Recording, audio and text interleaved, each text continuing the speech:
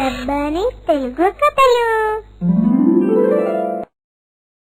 అందరికీ నమస్కారం. ఈరోజు మనం తెలుసుకోబోతున్న స్టోరీ ప్రేమ పెళ్లి. అది ఒక అందమైన గ్రామము. ఆ గ్రామంలో శ్రీనివాసరావు సావిత్రి దంపతులు నివసించేవారు. శ్రీనివాసరావు గవర్నమెంట్ ఆఫీసులో క్లర్క్గా పనిచేసేవాడు. వారి ఏకైక కుమార్తె కమల. కమల ఉన్నత చదువులు పూర్తి చేసి పట్టణంలో సాఫ్ట్వేర్ కంపెనీలో జాబ్ చేసేది. అదే కంపెనీలో సుధీర్ జాబ్ చేసేవాడు. సుధీర్ అమ్మా నాన్నల పేర్లు రాఘవరావు, జానకి. వీరు తమ గ్రామంలోనే వ్యవసాయం చేసేవారు. కమల జాబ్ చేసే ఆఫీసులోనే వాసంతి అనే అమ్మాయి జాబ్ చేసేది. కమల, వాసంతి, సుధీర్ ముగ్గురు మంచి స్నేహితులు. కమల, సుధీర్ కాలేజీ రోజుల్లోనే ఒకరినొకరు ఇష్టపడతారు. పెళ్లి కూడా చేసుకోవాలని అనుకుంటారు. ఈ విధముగా జరుగుతుండగా సుధీర్కి వాళ్ళ అమ్మ ఫోన్ చేస్తుంది. బాబు సుధీర్, ఎలా ఉన్నావురా? బాగున్నానమ్మా. నాన్నగారు ఎలా ఉన్నారు? బాగానే ఉన్నారు. ఏంట్రా ఈ మధ్య ఫోనే చేయట్లేదు? అమ్మా, నాకు ఆఫీస్లో వర్క్ ప్రెషర్ ఎక్కువగా ఉంది. అది కాదురా, శని ఆదివారాలు ఎలాగో సెలవులే కదా. ఇంటికి వస్తే నేను మీ నాన్నగారు ఎంతో సంతోషిస్తాము. లేదమ్మా, ప్రాజెక్ట్ వర్క్ పూర్తయ్యే వరకు సెలవులు తీసుకోకూడదని ఎండీ గారు చెప్పారు. సరే బాబు, ఆ ప్రాజెక్టు వర్క్ పూర్తయ్యాక 4 రోజులు సెలవు పెట్టి వస్తే మాతో సంతోషంగా గడపొచ్చు. సుధీర్, వేళకు భోజనం చెయ్యి. నీ ఆరోగ్యం జాగ్రత్త. అలాగే అమ్మా, ఉంటాను. శ్రీనివాసరావు చిన్ననాటి స్నేహితుడు రామారావు, తన భార్య సుమిత్ర, వాళ్ళ కొడుకు కళ్యాణ్తో కలిసి అమెరికాలో నివసించేవారు. కళ్యాణ్ స్వతహాగా ఒక సాఫ్ట్వేర్ కంపెనీ నడిపేవాడు. కళ్యాణ్ అమెరికాలో లీసా అనే అమ్మాయితో రిలేషన్షిప్లో ఉంటాడు. ఈ విధముగా జరుగుతుండగా, చూడు బాబు, నీకు పెళ్లి చేద్దామనుకుంటున్నామురా. అప్పుడే పెళ్ళేంటమ్మా, నాకు కొంచెం సమయం ఇవ్వండి. నేను పెళ్లి గురించి ఒక నిర్ణయం తీసుకుంటాను. ఇటు కళ్యాణ్ లీసాని కలుస్తాడు. లీసా, మా అమ్మా నాన్న నాకు పెళ్లి చేద్దామంటున్నారు. వాళ్ళకి నీ గురించి చెప్పి మా అమ్మా నాన్నలను మన పెళ్లికి ఒప్పిస్తాను. మన ఇద్దరం పెళ్లి చేసుకుందాం. మనకు పుట్టబోయే పిల్లలతో మా అమ్మా నాన్నలు సంతోషంగా కాలం గడుపుతారు. నాకు పెళ్లి చేసుకోవటం ఇష్టం లేదు కళ్యాణ్. పిల్లల్ని కనడం అంటే అస్సలు ఇష్టం ఉండదు. వృద్ధాస్తమానం వారికి సేవ చేస్తూ ఉండాలి. అదేంటి లీసా అలా మాట్లాడతావు? మనం పెళ్లి చేసుకొని పిల్లా పాపలతో ఎంతో సంతోషంగా ఉండాలని నేను ఎన్నో కలలు కన్నాను. సారీ, మన రిలేషన్షిప్కి బ్రేకప్ చెబుదాం. వస్తాను. అది కాదు లీసా ఇక మీరు నాతో ఏమీ చెప్పకండి అంటూ కోపంతో లీసా అక్కడి నుండి వెళ్తుంది. మరునాడు ఉదయం, అమ్మా, నేను మీ ఇష్ట ప్రకారమే పెళ్లి చేసుకుంటాను. ఈ మాటలు విన్న రామారావు, సుమిత్ర చాలా సంతోషిస్తారు. ఇలా రామారావు, సుమిత్ర ఇండియాకి బయలుదేరుతారు. ఆ రోజు సాయంత్రం శ్రీనివాసరావు, సావిత్రి, రామారావు, సుమిత్రలు మాట్లాడుకుంటూ ఉంటారు. శ్రీనివాసరావు గారు, మేము మా అబ్బాయికి పెళ్లి చేద్దామనుకుంటున్నాము. పెళ్లి సంబంధం కోసమే మేము ఇండియా వచ్చాము. మా అబ్బాయి సాఫ్ట్వేర్ ఇంజనీర్. అతను స్వయంగా ఒక సాఫ్ట్వేర్ కంపెనీ నడుపుతున్నాడు. అప్పుడు కమల ఆఫీసు నుండి ఇంటికి వస్తుంది. చూడమ్మా, ఇతను రామారావు, నా చిన్ననాటి స్నేహితుడు. అతని భార్య సుమిత్ర. కమల వారికి నమస్కారం చేసి అక్కడ నుండి వెళ్తుంది. కమలను చూసిన రామారావు, సుమిత్ర కమల తమ కొడుక్కి ఈడు జోడు బాగా ఉంటుందని అనుకుంటారు. చదువుకున్న అమ్మాయి కావడంతో అమెరికాలో సులువుగా ఇమిడిపోతుంది అనుకుంటారు. శ్రీనివాసరావు గారు, మీతో ఒక మాట. మీరు ఏమీ అనుకోనంటే పర్వాలేదు, చెప్పండి రామారావు గారు. మీ అమ్మాయి మాకు బాగా నచ్చింది. ఇదిగోండి మా అబ్బాయి ఫోటో. మీ అమ్మాయికి మా అబ్బాయి నచ్చితే ముహూర్తాలు పెట్టుకుందాం. ఈ మాటలు విన్న శ్రీనివాసరావు, సావిత్రి చాలా సంతోషిస్తారు. ఇలా వారు కాసేపు మాట్లాడి అక్కడ నుండి వెళ్ళిపోతారు. ఆ రోజు రాత్రి అందరూ భోజనాలు చేశాక శ్రీనివాసరావు కూతురు కమలకి కళ్యాణ్ ఫోటో ఇస్తాడు. ఆ ఫోటో చూసిన కమల, ఎంత బాగున్నాడో! అమ్మా నాన్న నాకు పెళ్లి చేద్దామని నిర్ణయించుకున్నట్లున్నారు. అప్పుడు కమలకి సుధీర్ గుర్తుకు వస్తాడు. కమల, అబ్బాయి ఫోటో చూశావు కదా, ఇంతకీ అబ్బాయి నీకు నచ్చాడా లేదా? సుధీర్ నేను ఆల్రెడీ ప్రేమించుకున్నాము, పెళ్లి కూడా చేసుకోవాలనుకుంటున్నాము. ఈ సమయంలో అమెరికా సంబంధం వచ్చింది. ఎప్పటి నుంచో నాకు అమెరికా చూడాలన్న కోరిక. అటువంటిది అమెరికాలోనే జీవించే అవకాశం వస్తే నేను ఎలా వదులుకుంటాను? కమల వెంటనే సమాధానం చెప్పలేక, నాకు కొంచెం సమయం కావాలి నాన్నా, నేను ఆలోచించుకొని చెబుతాను. ఇందులో ఆలోచించడానికి ఏముందమ్మా? ఇంత మంచి సంబంధం మళ్ళీ వస్తుందా? మనం కాదంటే ఎందరో అమ్మాయిలు ఎగిరేసుకుపోవడానికి సిద్ధంగా ఉన్నారు. అప్పుడు కమల మౌనంగా ఉంటుంది. కమల ఇలా ఆలోచిస్తుంది. నేనేం చెయ్యాలి? ప్రేమించిన సుధీర్ని పెళ్ళాడాలా లేక అమెరికా అబ్బాయిని పెళ్ళాడాలా? కమల ఆలోచించి ఒక నిర్ణయానికి వస్తుంది. మరునాడు ఉదయం, అమ్మా నాన్నా నాకు అబ్బాయి నచ్చాడు, మిగతా ఏర్పాట్లు చూడండి. అప్పుడు శ్రీనివాసరావు రామారావుకి ఫోన్ చేస్తాడు. రామారావు గారు, మా అమ్మాయికి మీ అబ్బాయి నచ్చాడు. అలాగా? అయితే నేను మా అబ్బాయికి ఫోన్ చేసి వెంటనే ఇండియాకి రమ్మని కబురు చేస్తాను. నెల రోజుల్లో పెళ్లి జరిగిపోవాలి. అదేంటండి, పెళ్ళంటే మాటలా? ఎన్ని పనులుంటాయి? శ్రీనివాసరావు గారు, మీరేమీ భయపడకండి. ఈ రోజుల్లో డబ్బుంటే పనులు క్షణాల్లో జరిగిపోతాయి. ఈవెంట్ మేనేజర్కు ఫోన్ చేసి చెప్తే చాలు, అతని అన్నీ చూసుకుంటాడు. అవన్నీ నేను చూసుకుంటానులేండి. రామారావు తన కొడుకు కళ్యాణ్కి ఫోన్ చేస్తాడు. బాబు కళ్యాణ్, ఎలా ఉన్నావురా? నాన్నగారు, నేను బాగున్నానండి. కళ్యాణ్, నీకు ఒక సంబంధం చూశాన్రా. అమ్మాయి కుందనపు బొమ్మలా ఉంది. నేను నీకు అమ్మాయి ఫోటో వాట్సాప్ చేస్తాను. ఇక నువ్వు వెంటనే ఇండియాకి బయలుదేరు. అలాగే నాన్న, అమ్మని అడిగినట్లు చెప్పండి. అలాగే బాబు. కళ్యాణ్ మొబైల్లో కమల ఫోటో చూస్తాడు. నాన్నగారు చెప్పినట్లే అమ్మాయి అందంగానే ఉంది. ఇలా కళ్యాణ్ అమెరికా నుండి ఇండియాకి బయలుదేరుతాడు. ఇటు కమల ఆఫీసుకు వెళ్తుంది. కళ్యాణ్తో పెళ్లికి కమల గ్రీన్ సిగ్నల్ ఇవ్వడం వలన ఇటు సుధీర్తో మునుపటిలాగా కలివిడిగా ఉండలేకపోయింది. ఆ రోజు ఒంట్లో బాగాలేదని 4 రోజులు సెలవు పెట్టి కమల ఇంటికి వెళ్ళిపోతుంది. మరునాడు ఉదయం సుధీర్ కమల ఆరోగ్యం ఎలా ఉందో తెలుసుకుందామని కమలకి ఫోన్ చేస్తాడు. కమల ఎన్నిసార్లు ఫోన్ చేసినా లిఫ్ట్ చేయదు. అప్పుడు సుధీర్ కమలకి మెసేజ్ చేస్తాడు. కమల, నీ ఆరోగ్యం బాగా లేదని తెలిసి నీకు ఎన్నిసార్లు ఫోన్ చేసినా నువ్వు ఫోన్ లిఫ్ట్ చేయలేదు. కనీసం ఈ నా మెసేజ్కి రిప్లై ఇవ్వు. నీ ఆరోగ్యం కుదుట పడిందని తెలిస్తే నా మనసు ప్రశాంతంగా ఉంటుంది. ఆ మెసేజ్ చూసిన కమల, నన్ను ఇంతలా ప్రేమించే సుధీర్ని మోసం చేస్తున్నాను, కానీ తప్పదు అని అనుకుంటుంది. రామారావు తమ భార్య సుమిత్ర, తన కొడుకు కళ్యాణ్ పంతులు గారిని తీసుకొని శ్రీనివాసరావు ఇంటికి వస్తాడు.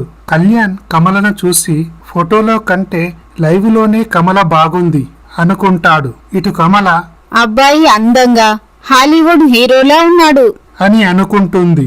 పంతులు గారు, దగ్గరలోనే ఎంగేజ్మెంట్కి అలాగే పెళ్లికి మంచి ముహూర్తాలు చూడండి. అప్పుడు పంతులు గారు కళ్యాణ్ కమలల జాతకం చూసి, శ్రీనివాసరావు గారు, అమ్మాయి అబ్బాయి జాతకంలో ఎటువంటి దోషము లేదు. ఎల్లుండి మంచి రోజు, మీరు ఎంగేజ్మెంట్ జరిపించవచ్చు. అలాగే 15 రోజుల తరువాత అనగా ఈ నెల 25వ తేదీన దివ్యమైన ముహూర్తం ఉంది. ఈ మాటలు విన్న శ్రీనివాసరావు సావిత్రి చాలా సంతోషిస్తారు. అయ్యా శ్రీనివాసరావు గారు, ఇక నాకు సెలవు ఇప్పించండి, ఉంటాను. పంతులు గారు అక్కడ నుండి వెళ్తాడు. మావయ్య గారు, నేను కమలతో కాసేపు మాట్లాడాలి. అలాగే బాబు. కమల, అబ్బాయిని మన లేన్లోకి తీసుకెళ్ళు.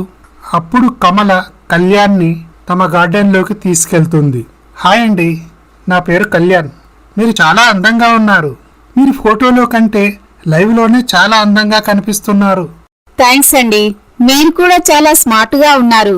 కళ్యాణ్ గారు, నాకు లైఫ్లో ఒక్కసారైనా అమెరికా చూడాలన్నది నా కోరిక. అటువంటిది అమెరికాలో ఉండే ఇంటికే కోడలినవుతానని కలలో కూడా ఊహించలేదు.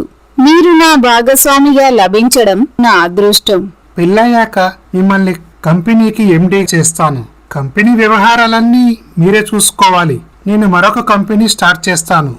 అప్పుడు కమల చాలా సంతోషిస్తుంది. కళ్యాణ్, కమల తరచూ కలుస్తూ ఉండేవారు. కలిసి రెస్టారెంట్కి వెళ్ళేవారు, షాపింగ్ చేసేవారు. ఈ విధముగా జరుగుతుండగా కమల, కళ్యాణ్ల నిశ్చితార్థం జరుగుతుంది. ఇలా 4 రోజుల తరువాత కమల ఆఫీస్కు వెళ్తుంది. ఆ రోజు లంచ్ బ్రేక్లో, సుధీర్, మీతో మాట్లాడాలి. ఈరోజు సాయంత్రం పార్కులో కలుద్దాం. అలాగే కమల, ఇప్పుడు నీ ఆరోగ్యం ఎలా ఉంది?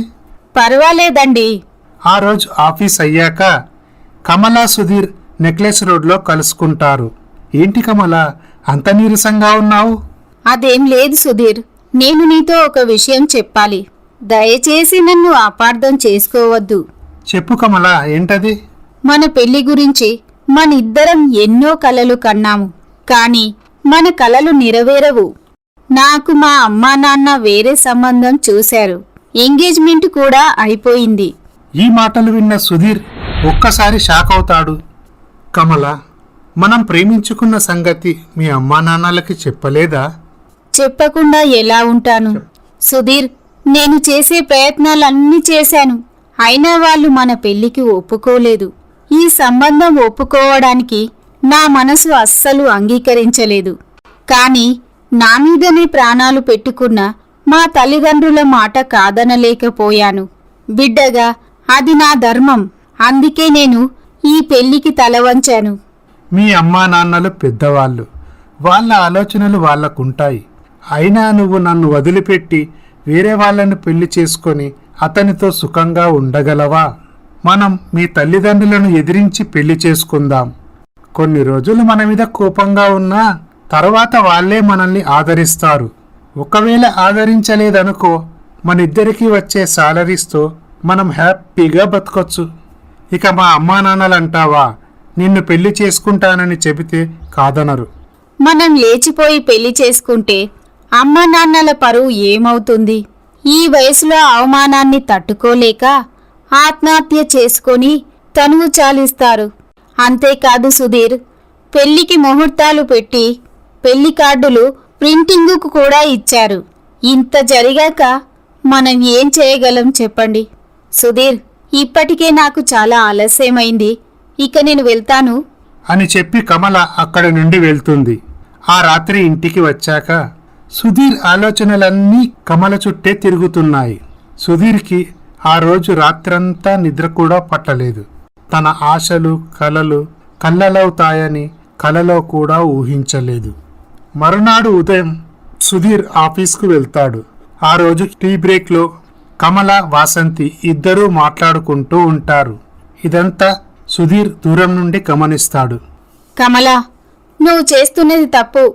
ఇన్ని రోజులు సుధీర్తో చెట్టాపట్టాలేసుకొని తిరిగి ఇప్పుడు ఏమీ జరగనట్లుగా అతన్ని వదిలేసి అమెరికా అబ్బాయిని పెళ్లి చేసుకుంటావా? నీకసలు మనస్సాక్షి అనేది ఉందా? మీరిద్దరూ ప్రేమించుకున్న విషయం మన ఆఫీస్లో అందరికీ తెలుసు. అదీ కాక త్వరలోనే పెళ్లి చేసుకుంటారని అనుకున్నాము. కానీ నువ్విలా చేస్తావని అనుకోలేదు. బంగారం లాంటి సుధీర్ని వదులుకొని తప్పు చేస్తున్నావనిపిస్తుంది. చూడు వసంతి, సుధీరేదో బంగారం అంటూ తెగ పొగడేస్తున్నావు. కానీ అతనికి అంత సీన్ లేదు. అతని కోసం ఆలోచిస్తూ నా బంగారం లాంటి ఫ్యూచర్ని పాడు చేసుకోవడం కరెక్ట్ కాదనిపిస్తుంది. నాకు కాబోయే అత్తగారు చాలా కాలం నుండి అమెరికాలోనే ఉంటున్నారు. నాకు కాబోయే భర్త సాఫ్ట్వేర్ కంపెనీ నడుపుతున్నాడు. వాళ్ళ అమ్మా నాన్నలు నన్ను చూసి ఇష్టపడి సంబంధం కలుపుకున్నారు. జీవితంలో ఎవరికైనా అదృష్టం ఒకేసారి తలుపు తడుతుందంటారు. అటువంటి అదృష్టాన్ని చేజార్చుకోమంటావా? అది కాదే, సుధీర్ నిన్ను ఎంతగానో ప్రేమించాడు. ప్రేమిస్తే ఏంటి? నేను పెళ్లి చేసుకొని అమెరికా వెళ్ళిపోతే 4 రోజులు బాధపడతాడు. ఆ తర్వాత వేరే అమ్మాయిని చూసి పెళ్లి చేసుకుంటాడు. నువ్వేం బాధపడకు, నేనైతే అవేమీ పట్టించుకోను. ఇదంతా పక్కనే కూర్చొని వింటున్న సుధీర్, నేను ప్రేమించిన అమ్మాయి ఇలా మాట్లాడుతుంది అని చాలా బాధపడతాడు. కమల నిజస్వరూపం ఇదా? ఇన్నాళ్ళు నాతో చెప్పిన మాటలన్నీ ఒట్టి మాటలేనా? కమలది ఎంత వికృతమైన మనసు! ఇలా సుధీర్ ఆఫీసులో ఆలోచిస్తూ ఉంటాడు. అప్పుడు కంపెనీ ఎండి అక్కడికి వస్తాడు. సుధీర్ గారు, హ్యాట్లీ కంగ్రాట్స్! మీ టీం ప్రాజెక్ట్ వర్క్ని తక్కువ సమయంలో పూర్తి చేసి కంపెనీకి ఎంతో మంచి పేరును మరియు లాభాన్ని కూడా తెచ్చిపెట్టారు. Really you have done good job. దీనివల్ల మన కంపెనీకి మరో పెద్ద ప్రాజెక్టు వచ్చింది. అందుకే మన చైర్మన్ గారు మీ అందరికీ 1 month సాలరీ బోనస్ అలాగే 20% ఇంక్రిమెంట్ ఇవ్వాలని నిర్ణయించుకున్నారు.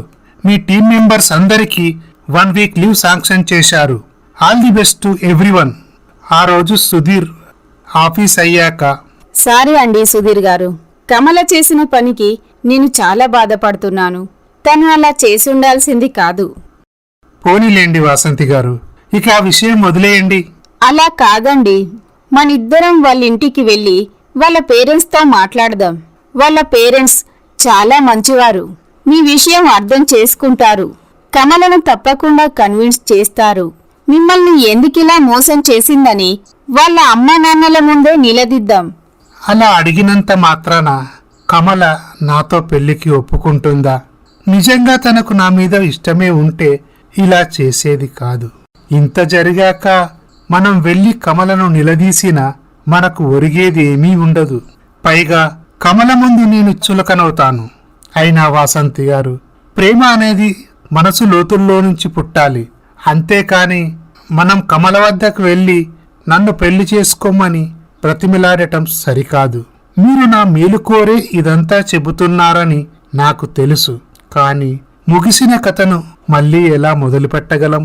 అప్పుడు వాసంతి ఏమీ మాట్లాడాలో అర్థం కాక మౌనంగా ఉంటుంది. ఆ రోజు రాత్రి సుధీర్ మనసేం బాగోలేక తన తల్లి జానకికి ఫోన్ చేస్తాడు. అమ్మా, ఎలా ఉన్నావమ్మా? నాన్నగారు కులాసయ్యేనా? బాబు, మేమిద్దరం ఇక్కడ బాగానే ఉన్నాము. మా ప్రాజెక్ట్ వర్క్ పూర్తయిందమ్మా. మా కంపెనీ చైర్మన్ గారు 1 month సాలరీ బోనస్గా ఇచ్చారు. అలాగే ఇంక్రిమెంట్తో పాటు వారం రోజుల పాటు సెలవులు కూడా ఇచ్చారు. చాలా సంతోషం బాబు. రేపే బట్టలు సర్దుకొని మన ఊరికి బయలుదేరు. అలాగే అమ్మా, ఉంటాను. మర్నాడు ఉదయం సుధీర్ తమ గ్రామానికి బయలుదేరుతాడు. సుధీర్ని చూసిన రాఘవరావు జానకి చాలా సంతోషిస్తారు. ఏంట్రా సుధీర్, ఇలా చిక్కిపోయావు? కళ్ళేంట్రా ఎర్రగా ఉన్నాయి? రాత్రంతా మేలుకొని ఉన్నావా? అదేం లేదమ్మా, నేను బాగానే ఉన్నాను. బాబు సుధీర్, నిన్ను చూడక చాలా రోజులవుతుందని మేమే నీ వద్దకు వస్తామనుకున్నాము. రాత్రి మీ అమ్మ చెప్పింది నువ్వు వస్తున్నావని. నువ్వు ఇంత త్వరగా వస్తావని నేను అనుకోలేదు బాబు. నాన్న, మిమ్మల్ని చూడాలనిపించింది, అందుకే వచ్చాను. చూడు బాబు, నువ్వు వెళ్ళి స్నానం చేసిరా, అందరం కలిసి టిఫిన్ చేద్దాం. అలాగే అమ్మా. ఈ విధముగా జరుగుతుండగా సుధీర్ ఎప్పుడూ కమల గురించే ఆలోచిస్తూ ఉండేవాడు. కమల ఇన్ని రోజులు నాతో ప్రేమగా ఉండి ఇప్పుడు అమెరికా సంబంధం రావడంతో నన్ను వదిలేసి అతన్ని పెళ్లి చేసుకోబోతుంది. తను ఇంత తేలికగా నన్ను మర్చిపోతుందని నేను కలలో కూడా అనుకోలేదు. ఇలా సుధీర్ ఎప్పుడూ కమల గురించే ఆలోచిస్తూ ఒంటరిగా ఉండటం గమనించిన రాఘవరావు జానకి, ఏవండి, మన అబ్బాయి మునుపటిలా లేడు. ఎప్పుడూ ఏదో ఆలోచిస్తున్నట్లు, ఏదో కోల్పోయిన వాడిలా ఉంటున్నాడు. అవును జానకి, నేను కూడా అదే గమనిస్తున్నాను. ఇంతకీ విషయమేంటో నువ్వు కనుక్కో. ఆ రోజు రాత్రి జానకి తన కొడుకు సుధీర్ గడికి వెళ్తుంది. ఏరా సుధీర్, నిద్ర రావట్లేదా? అవునమ్మా, నిద్ర రావట్లేదు. ఎన్నో ఆలోచనలు.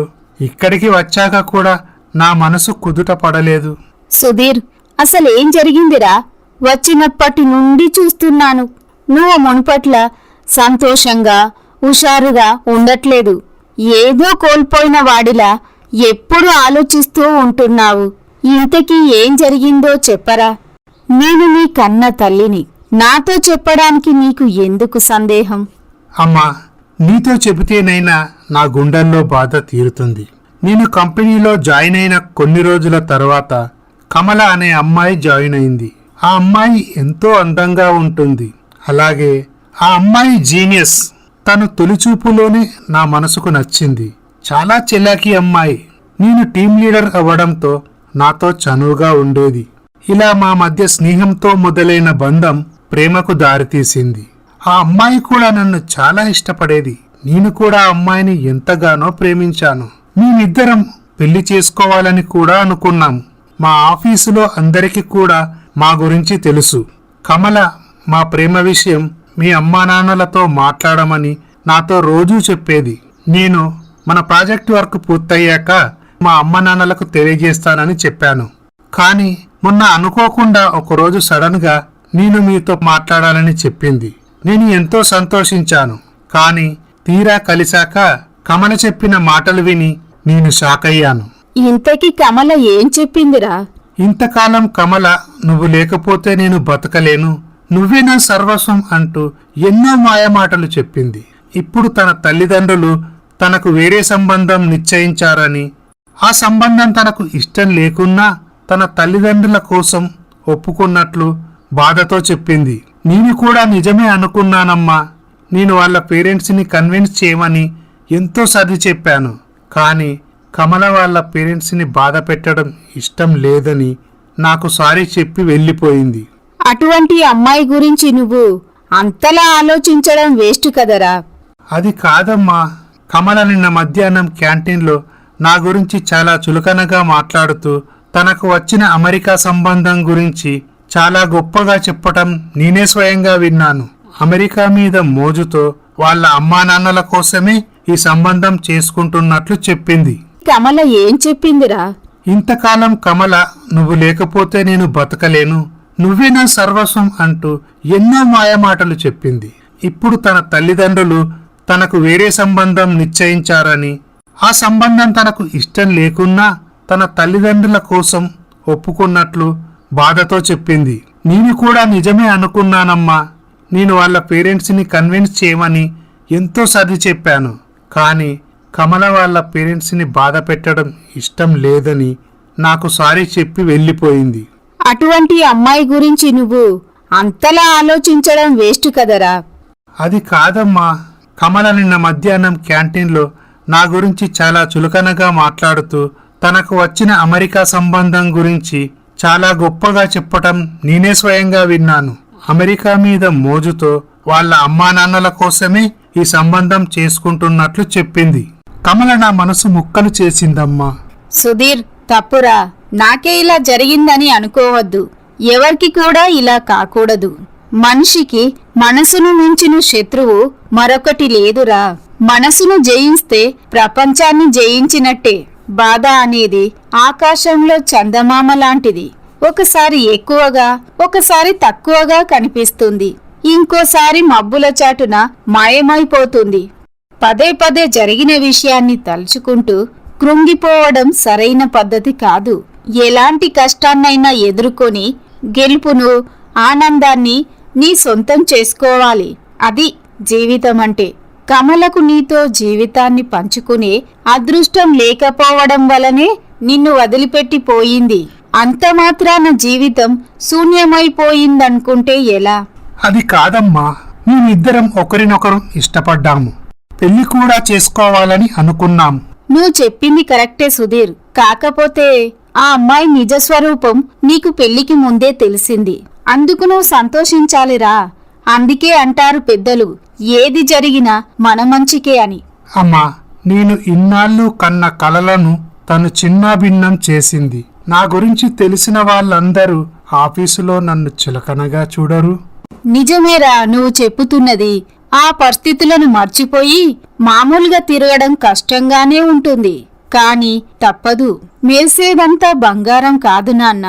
అలాంటిదే కమల మనసు అని గ్రహించు. అయినా నువ్వు ఎందుకు బాధపడతావురా? నిన్ను ప్రేమించి మోసం చేసిందని కమల గురించి బాధపడుతూ నీ జీవితాన్ని వృధా చేసుకోవద్దురా. జరిగిపోయిన దాని నుంచి గుణపాఠాన్ని నేర్చుకొని జీవితాన్ని అందంగా మలుచుకో. సుధీర్కి తన తల్లి మాటలు ఎంతో మనోధైర్యాన్ని ఇచ్చాయి. అమ్మా, మీరు చెప్పిన విషయాలు నాకు ఎంతో మనోధైర్యాన్నిచ్చాయి. రేపటి నుంచి నేను కొత్త జీవితాన్ని ప్రారంభిస్తాను. ఇక మీరు నా గురించి బాధపడకండి. ఇప్పటికీ ఆలస్యమైందమ్మా. మీరు వెళ్ళి పడుకోండి, నేను పడుకుంటాను. మరునాడు ఉదయం జానకి జరిగిన విషయమంతా రాఘవరావుకు చెబుతుంది. ఏవండి, నేను అబ్బాయికి సర్ది చెప్పాను, మీరేమీ బాధపడకండి. ఈ విధముగా జరుగుతుండగా, చూడు బాబు, నేను ఒక మాట చెబుతాను. నువ్వు తొందరలోనే ఒక అమ్మాయిని చూసి పెళ్లి చేసుకో. ఈ సమస్యకు పరిష్కారం లభిస్తుంది. కమల నిన్ను అవమానించింది కదా, ఒక చక్కటి అందమైన అమ్మాయిని చూసి పెళ్లి చేసుకో. అప్పుడు ఆ అమ్మాయికి నీ గొప్పతనమేంటో తెలుస్తుంది. వద్దు నాన్న, కమలతో జరిగిన అనుభవం వలన నాకు అమ్మాయిలన్నా పెళ్ళన్నా విరక్తి కలుగుతుంది. ప్రస్తుతానికి నన్ను ఇలా ఉండనివ్వండి. అది తప్పురా. కమల అలా చేసిందని లోకంలో ఉన్న అమ్మాయిలందరినీ తప్పుపట్టడం సరికాదు. జీవితం ప్రవాహం లాంటిది. ఎన్ని ఎత్తుపల్లాలు వచ్చినా ప్రవాహం సాగిపోతూనే ఉంటుంది. అలానే మనం కూడా. నీ మనసుకు గాయం అయితే నువ్వు కొత్త జీవితం వైపు అడుగులు వేయాలి. అంతేకాదు బాబు, మన మీద మనకు నమ్మకం ఉంటే ఏ సమస్యనైనా ఎదుర్కొనే శక్తి వస్తుంది. జరిగిందేదో జరిగిపోయింది. జరిగిన అనుభవాలను పాఠంగా తీసుకొని ముందు ముందు ఇలాంటి పొరపాట్లు జరగకుండా జాగ్రత్త పడితే భవిష్యత్తు అంతా బంగారు బాటే అవుతుంది బాబు. ఏమో నాన్న, నాకు ప్రస్తుతం ఏ ఆలోచన లేదు. తర్వాత చూద్దాం. ఇలా జరుగుతుండగా, అమ్మా, నాకు ఆఫీసులో అర్జెంటు పని ఉంది. నేను అమెరికా వెళ్ళి పనయ్యాక వెంటనే ఇండియాకి వస్తాను. మీరు ఇక్కడ పెళ్లి పనులు చూసుకోండి. అదేంట్రా, పెళ్లికింకా 10 రోజుల టైమే ఉంది. నువ్వు మళ్ళీ అమెరికా వెళ్తానంటావేంటి? నేను ఆఫీసులో పని చూసుకొని 3-4 రోజుల్లో తిరిగి వస్తాను. సరే బాబు, జాగ్రత్తగా వెళ్ళిరా. కళ్యాణ్ అమెరికాకి బయలుదేరుతాడు. లీసా కళ్యాణ్ని కలుస్తుంది. లీసా, నీకు నాకు ఏ సంబంధం లేదని నీకు ఆనాడే చెప్పాను. నువ్వు అన్ని బంధాలు తెంచుకొని వెళ్ళిపోయావు. మళ్ళీ ఇప్పుడు ఎందుకు వచ్చావు? నాకు నీతో మాట్లాడాల్సిన అవసరం లేదు. ఇక ఇక్కడి నుండి వెళ్ళిపో. ప్లీజ్ కళ్యాణ్ గారు, నేను చేసిన తప్పును ఒప్పుకుంటున్నాను. I'm extremely sorry. నేను నీ మనసును ఎంతో గాయపరిచాను. నేను కాదని వెళ్ళిపోయాక నాకు నీ విలువ తెలిసింది. అంతేకాదు కళ్యాణ్, నువ్వు లేకుండా నేను బ్రతకలేను అని అర్థమైంది. కళ్యాణ్, నిన్ను అనరాని మాటలు అని అవమానించాను. నన్ను క్షమించు. నేను చేసింది తప్పేనని ఒప్పుకుంటున్నాను. నీ ఇష్ట ప్రకారమే మనం పెళ్లి చేసుకుందాం. ఇప్పుడు నేను పిల్లల్ని కనడానికి సిద్ధమే. ప్లీజ్ కళ్యాణ్, నువ్వు నాకు కావాలి. నువ్వు లేకపోతే నేను బ్రతకలేను అంటూ ఏడుస్తుంది. ఈ మాటలు విన్న కళ్యాణ్ మనసు కరిగిపోతుంది. తన మనసు లీసా వైపు మొగ్గు చూపుతుంది. అలా అని అంత అందమైన కమలను కూడా వదులుకోవాలని అతనికి అనిపించలేదు. సరే లీసా, నేను ఆలోచించి ఒక నిర్ణయానికి వస్తాను. కళ్యాణ్ తన ఆఫీసులో పని ముగించుకొని ఇండియాకి బయలుదేరుతాడు. మరునాడు ఉదయం కళ్యాణ్ లీసా చెప్పిన మాటలన్నీ తమ అమ్మా నాన్నలకు చెబుతాడు. అయితే ఇప్పుడు ఏం చేద్దామనుకుంటున్నావురా? పెళ్లికి అన్ని ఏర్పాట్లు చేశాక ఈ పెళ్లి జరగకపోతే నలుగురిలోనూ మన పరువు ఏమైపోతుంది? లీసా నిన్ను పెళ్లి చేసుకోవడం ఇష్టం లేకనే నిన్ను కాదని వెళ్ళిపోయాకే కదరా మేము ఇండియాకు వచ్చి నీకు పెళ్లి సంబంధం చూశాం. మనం ఇక్కడ ఎంతో సంతోషంగా పెళ్లి పనులు చేస్తూ ఉంటే ఇప్పుడు ఇదంతా ఏంట్రా? అవన్నీ నాకు తెలియదమ్మా. లీసా తాను చేసిన తప్పు ఒప్పుకుంది. నేను పెళ్లి చేసుకోకపోతే తను చనిపోతానంటుంది. అయితే మరి కమల సంగతి ఏంట్రా? పీటల మీద అమ్మాయి పెళ్లి ఆగిపోతే వాళ్ళు తట్టుకోగలరా? మన మాటలు నమ్మి మనతో సంబంధం కలుపుకున్నారు. ఇప్పుడు ఇలా చేయడం న్యాయమేనా? అందుకే నాన్న, నేను ఒక నిర్ణయానికి వచ్చాను. ఇప్పుడు ఈ పెళ్లి ఆగిపోతే కమల భవిష్యత్తు నాశనమవుతుంది. ఈ ముహూర్తానికే నేను కమలను పెళ్లి చేసుకుంటాను. కానీ తనను మనతో పాటు అమెరికాకు తీసుకెళ్లొద్దు. 1 నెల రోజులు నేను ఇక్కడే ఉండి వస్తాను. రామారావు సుమిత్రలకు తమ కొడుకు నిర్ణయానికి కోపం వచ్చినా కడుపు తీపితో అతన్ని ఏమీ అనలేకపోతారు. సరేరా, నువ్వు ఆ అమ్మాయిని ఎలా ఒప్పిస్తావో నీ ఇష్టం. కళ్యాణ్ కమల ఇంటికి బయలుదేరుతాడు. కమల, నీతో పర్సనల్గా మాట్లాడాలి. అప్పుడు కమల ఎంతో సంతోషిస్తుంది. ఇద్దరు ఇంటి వెనుక గార్డెన్లోకి వెళ్తారు. కమల, నేను చెప్పేది ఉద్రేకపడకుండా జాగ్రత్తగా విను. చెప్పండి, ఏంటది? నేను అమెరికాలో లీసా అనే అమ్మాయితో రిలేషన్షిప్లో ఉన్నాను. తను కూడా నీలాగే చాలా అందంగా ఉంటుంది. తనంటే నాకెంతో ఇష్టం. ఈ మాటలు విన్న కమల ఒక్కసారి ఆశ్చర్యపోతుంది. మా పేరెంట్స్కి లీసా అంటే అస్సలు ఇష్టం లేదు. ఎందుకంటే తనకి పిల్లల్ని కనడం, బరువు బాధ్యతలు తీసుకోవడం అస్సలు ఇష్టం ఉండదు. నాకేమో పిల్లలంటే చాలా ఇష్టం. ఇక ఈ విషయంలోనే మా ఇద్దరి మధ్య గొడవ వచ్చింది. తనను ఎంత కన్వీనియన్స్ చేసినా తను నా మాట వినలేదు. అందుకే మేమిద్దరం విడిపోయాం. ఆ తర్వాత మా అమ్మా నాన్నలు నిన్ను చూసి ఇష్టపడి నీతో పెళ్లికి ముహూర్తాలు పెట్టుకున్నారు. అయితే ఇప్పుడు ఒక చిక్కు వచ్చి పడింది. నేను అమెరికా వెళ్ళినప్పుడు లీసా నన్ను కలిసింది. తాను చేసిన తప్పుకు క్షమాపణ చెప్పింది. నేను మీరు చెప్పినట్లే వింటాను, మనం పెళ్లి చేసుకుందాం, మీరు లేకపోతే నేను బతకలేను, మీరు నన్ను పెళ్లి చేసుకోకపోతే నేను ఆత్మహత్య చేసుకుంటాను అని చెప్పింది. అయితే ఇప్పుడు ఏం చేద్దామనుకుంటున్నారు? నేను అటు లీసాను వదులుకోలేను, ఇటు మిమ్మల్ని వదులుకోలేను. ముహూర్తాలు పెట్టుకుని శుభలేఖలు పంచాక మన పెళ్లి ఆగిపోతే నీ భవిష్యత్తు నాశనమవుతుంది. అందుకే మనం పెళ్లి చేసుకుందాం. నేను కొన్ని రోజులు నీతో పాటు ఇక్కడే ఉంటాను. ఆ తర్వాత నిన్ను అమెరికాకి తీసుకువెళ్తాను. అప్పుడు కమల కోపంతో, అసలు నువ్వు నా గురించి ఏమనుకుంటున్నావు? అక్కడ అమ్మాయితో ప్రేమాయణం కొనసాగిస్తూ ఇప్పుడు నన్ను పెళ్లి చేసుకుంటారా? పైగా నాకేదో అన్యాయం జరుగుతుందని నా మీద దయతో నన్ను పెళ్లి చేసుకుంటావా? అసలు ఇలా చెప్పడానికి నీకు సిగ్గుగా అనిపించడం లేదు? వాట్ యూ థింక్ ఆఫ్ మీ? ఇక జీవితంలో నీ మొహం నాకు చూపించకండి.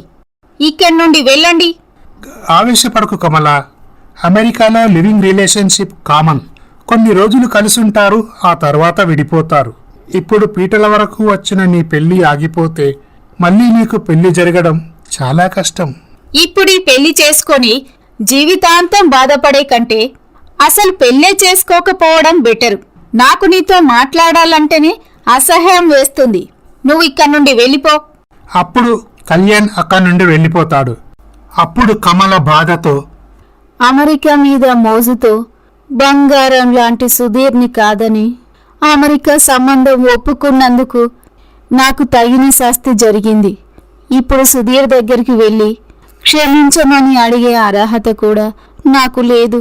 అదేంటమ్మా, అల్లుడుగారు అప్పుడే వెళ్ళిపోయారు వాడు మీకు అల్లుడు కాదు నాన్న, వాడొక పెద్ద మోసగాడు అని జరిగిన విషయమంతా కమల తన తల్లిదండ్రులకు వివరిస్తుంది. ఎంత మోసం! నా స్నేహితులని నమ్మి సంబంధం కలుపుకుంటే ఇలా చేస్తారా? ఆడపిల్లంటే అంత చులకనా? వాళ్ళంతు చూస్తా. ఇప్పుడు నిలదీసినంత మాత్రాన ఉపయోగం ఏంటి నాన్నగారు?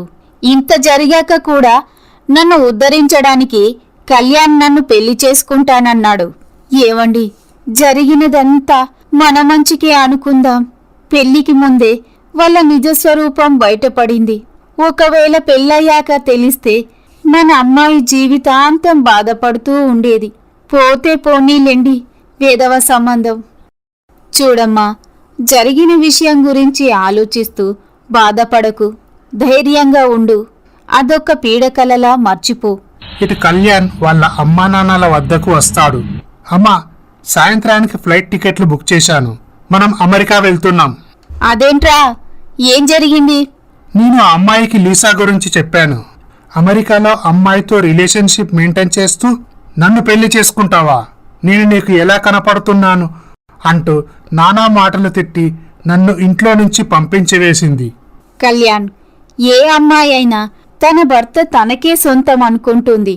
అటువంటిది నువ్వొక్క అమ్మాయిని ప్రేమిస్తూ ఇంకో అమ్మాయిని పెళ్లి చేసుకుంటానంటే ఏ ఆడదైనా ఎలా ఒప్పుకుంటుందిరా?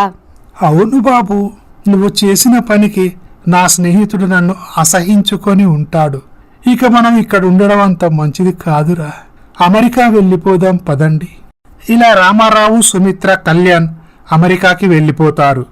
ఇటు సుధీర్ తన చదువులు పూర్తవడంతో అమ్మా నేను హైదరాబాద్ వెళ్తున్నాను. అలాగే బాబు, సమయానికి భోజనం చెయ్యి, ఆరోగ్యం జాగ్రత్త. సుధీర్, ఆ అమ్మాయి గురించి ఆలోచించి నీ మనసు పాడు చేసుకోకురా. జీవితంలో అన్నీ మనం అనుకున్నట్లు జరగవు. ఒడిదొడుకులనేటివి సహజం. ఎటువంటి పరిస్థితులనైనా అధిగమించి ముందుకు వెళ్ళాలి. అలాగే నాన్న, మీ ఆరోగ్యం జాగ్రత్త. వస్తాను. సుధీర్ హైదరాబాద్ బయలుదేరతాడు. మరునాడు ఉదయం సుధీర్ ఆఫీస్కి వెళ్తాడు. లంచ్ బ్రేక్లో వాసంతి సుధీర్ని కలుస్తుంది. వాసంతి, కమల ఆఫీస్కి రాలేదా? ఇంత జరిగాక కూడా మీరు తన గురించే ఆలోచిస్తున్నారా? అదేం లేదండి, అవన్నీ ఎప్పుడో మర్చిపోయాను. ఈ వారం రోజుల్లో మీలో చాలా మార్పు వచ్చిందండి. వాసంతి, జరిగిన విషయం గురించి 2 రోజులు చాలా మదనపడ్డాను. మా ప్రేమ విషయం మా అమ్మా నాన్నలకు చెప్పాను. వాళ్ళు జీవితంలో ఒడిదొడుకులనేటివి సహజం, వాటిని ఎదుర్కొని ముందుకెళ్ళాలి. అంతేకాని జరిగిన విషయాలను ఆలోచిస్తూ బాధపడడం సరికాదు అని సర్ది చెప్పి వాళ్ళు నాకు ఎంతో మనోధైర్యాన్నిచ్చారు.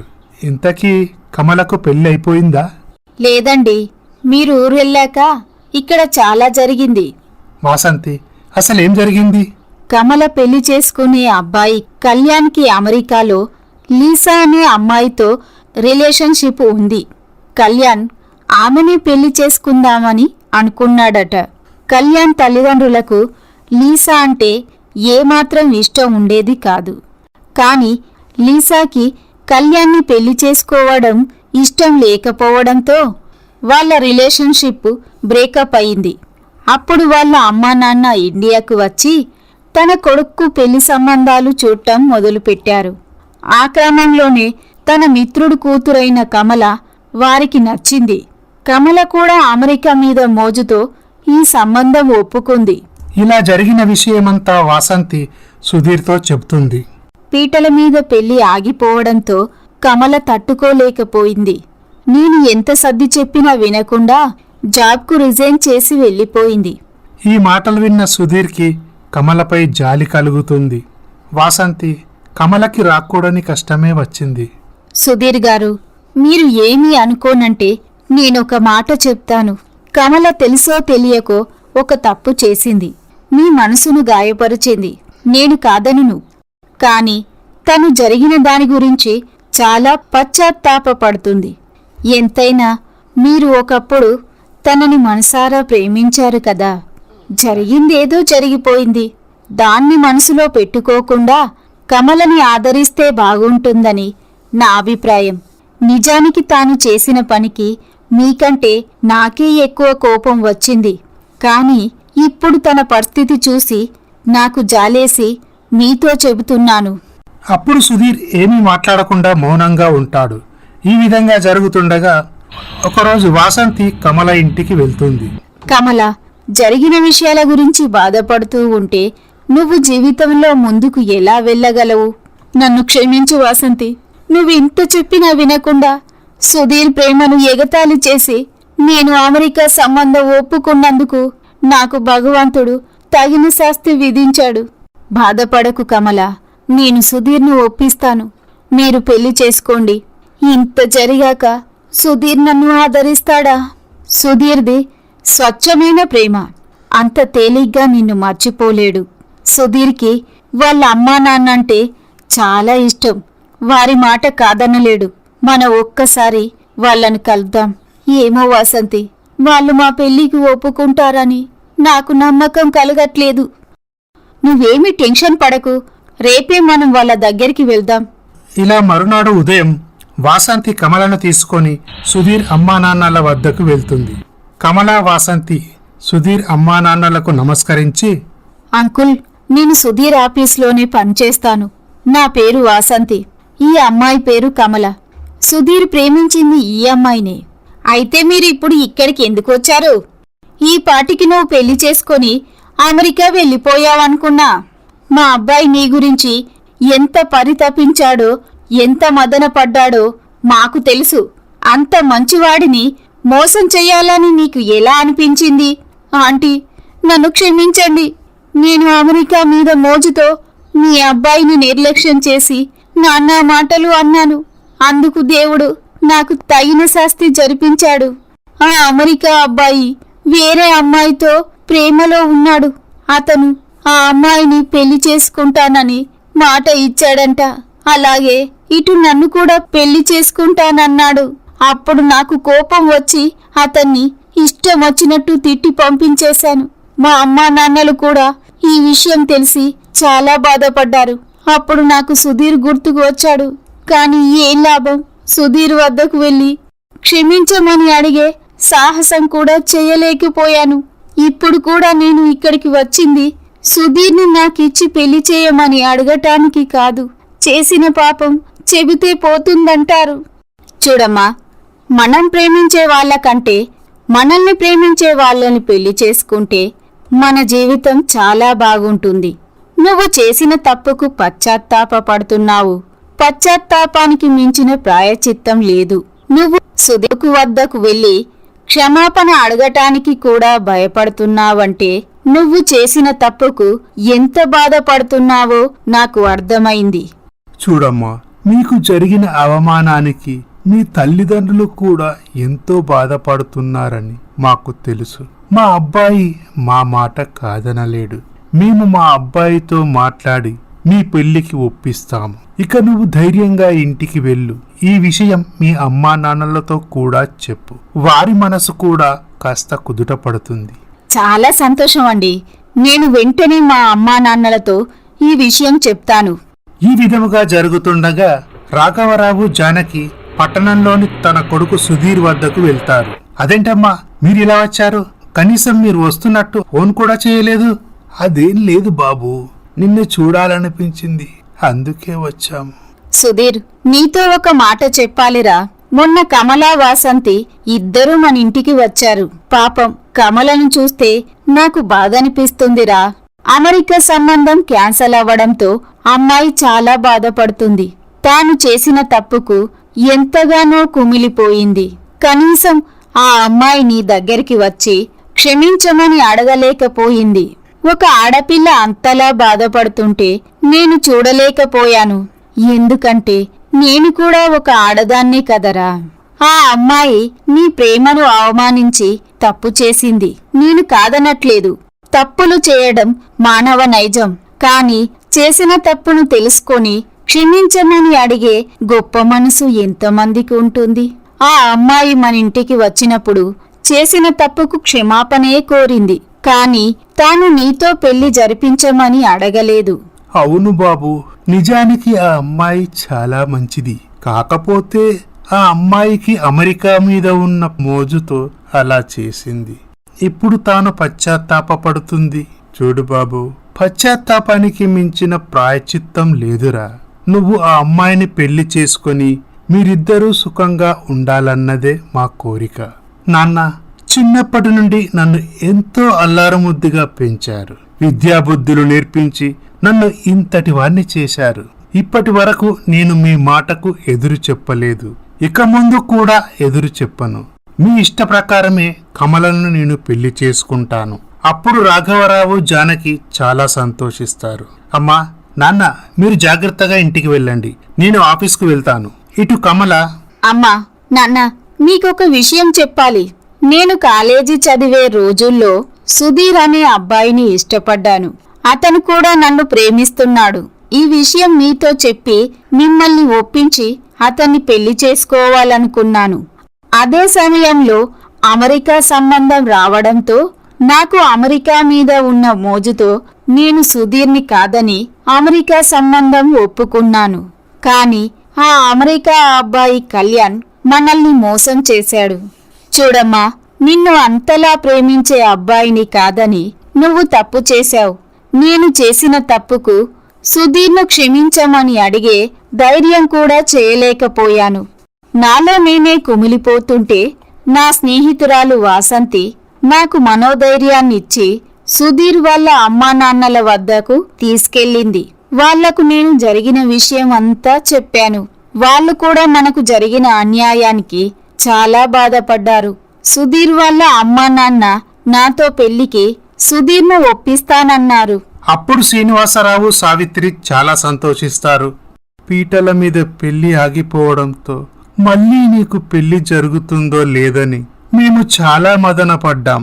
నువ్వు చెప్పిన ఈ మాటలతో మా మనసు కాస్త కుదుట పడిందమ్మా.